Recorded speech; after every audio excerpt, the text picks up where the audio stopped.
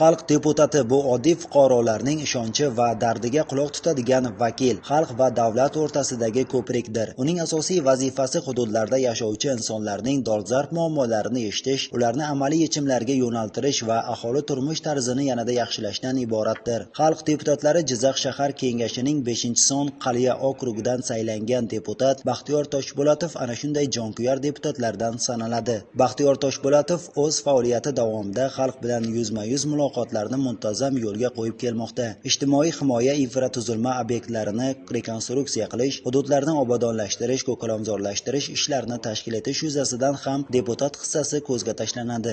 Bizning mahallamizda ham kambag'allikdan farovonlik sari dasturi asosida ishlar olib borilib, ularga imtiyozli kreditlar berib kerak bo'lsa, o'sha imtiyozli kreditlarni ishlatish, qanday ishlatish, nima ishlarni qilish, qanday o'shani natijadorlikka erishish maqsadini nazorat qilib borib, kambag'allikdan chiqarib ketganmiz. Men mana shu mahalladan saylangan deputat bo'lganimdan juda mag'rurlanaman.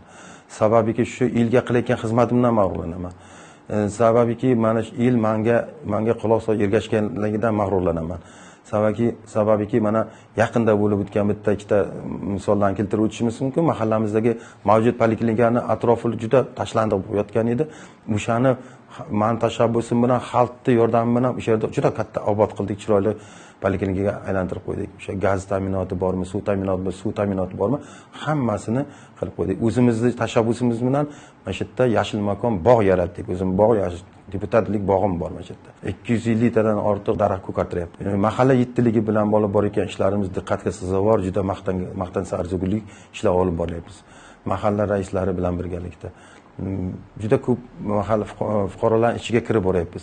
O'shalarning dardini tinglayapmiz. O'shalarni muammolarini yechimini topib qilyapmiz. Ayniqsa Qaliya mahalla fuqarolar yig'inida nuroniylar va mahalla faollari bilan o'tkazilayotgan ochiq muloqotlar davomida ko'plab fuqarolarning og'riqli muammolariga yechim topilayotgani deputat faoliyatining asosiy ustuvor yo'nalishi sanaladi. Navbatdagi uchrashuv ham mahalla oqsoqollari va faollari ishtirokida o'tkazilib, mahalladagi eng muhim masalalar amalga oshirilgan ishlar xususida keng ma'lumotlar berildi. Jumladan mahalladagi nogironligi bor fuqarolarning holidan doimiy xabar olinmoqda. Ularning ehtiyoj va murojaatlari joyida eshitilib, yechim topishga harakat qilinmoqda. Baxtiyor Toshpo'latov shahar kengashiga deputat bo'lib saylanganlaridan keyin avvalambor ishni mana shu o'zi mahallasida, Qaliya mahallasida boshlandilar. Mahallani obodonlashtirishda, har bir ko'chani asfalt qilishda bosh-qosh bo'lib o'zlari amalga oshirdilar. Undan tashqari mahallani obod qilishda ko'p hissalari ketgan.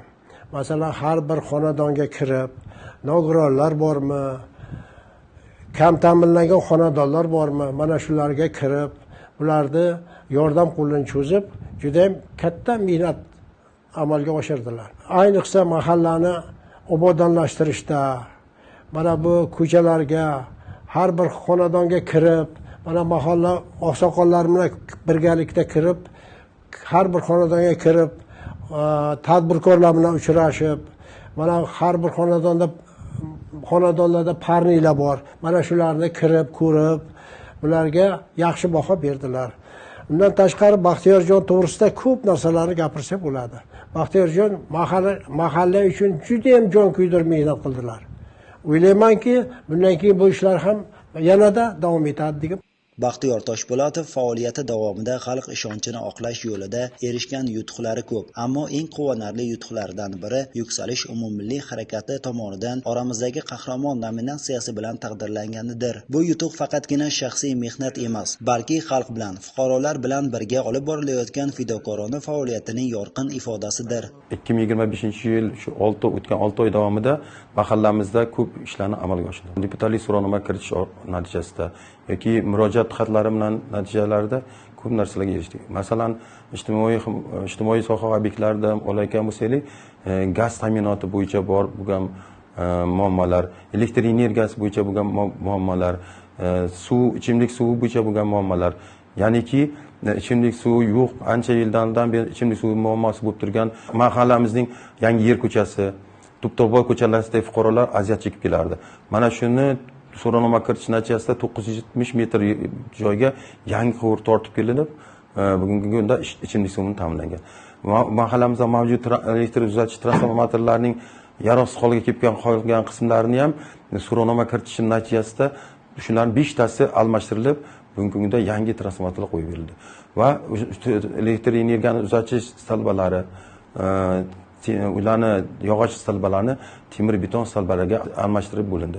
Va bundan tashqari gaz taqsimlash grupalarini joriy ta'mirlash yoki umuman eskilarni almashtirish bo'yicha ham so'rovnoma kirish orqali erishdik. Bundan tashqari mahallamizdagi mavjud ko'chalar 29 ta ko'cha bo'layotgan bo'lsa, bugungi kunga shuncha quvonch bilan aytalamanki, ikkinchi sazifa, birinchi sazifa va ikkinchi sazifalarda shu so'rovnomalar, murojaatlarimiz o'sha nima qilgan hisobiga, mahalliy hokimiyatlarga iltimosnomalarimiz qilgan hisobiga ko'chalarimiz qariyb 95% asfalt bo'ldi. Mahallamizda mavjud bo'lgan maktab bor edi. Ularda ham yillarda 10 yil, 15 yildan beri ichimlik suvi yo'q edi. O'shalarni ichimlik suvi bilan ta'minlashga 350 metr joydan suv olib borib ichimlik suvi bilan ta'minlandi. Maktabda o'sha yo'lakchasi bor edi. Yo'lakchasi chang botib, haligi shahal chiqib ketgan yo'lakcha edi.